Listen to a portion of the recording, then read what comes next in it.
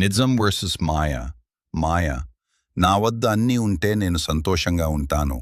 ఇతరులు నా గురించి ఏమనుకుంటారో అదే నా విలువ. లోకం చాలా మాయలను చూపిస్తుంది. డబ్బు ఉంటే సంతోషం, పేరు ఉంటే శాంతి, అందరూ ప్రశంసిస్తేనే విలువ. మాయ బయటకు మంచిగా కనిపిస్తుంది, కాని లోపల ఖాళీగా ఉంటుంది. నిజం నిజం కొన్నిసార్లు కఠినంగా ఉంటుంది, కాని అది నిత్య జీవాన్ని ఇస్తుంది. దేవునితో ఉన్నప్పుడు మాత్రమే నిజమైన శాంతి లభిస్తుంది. నేను దేవుని సంతానం, అదే నా గుర్తింపు. దేవుడు లేకుండా జీవితం అర్థం లేనిది. కాని ఆయనతో నడిచినప్పుడు ప్రతి చిన్న ఆనందం, తినడం, త్రాగడం, పనిచేయడం, దేవుని వరంగా మారుతుంది.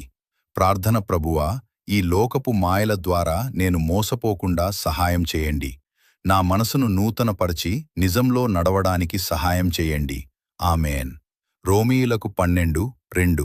మీరు ఈ లోకానికి అనుకూలంగా మారకండి, కాని దేవుని చిత్తము ఏదో, అది మంచి, ఆయనకు ప్రీతికరమైనది, పరిపూర్ణమైనదో తెలుసుకొనుటకు మీ మనస్సు నూతన మగుట చేత మార్పు పొందండి.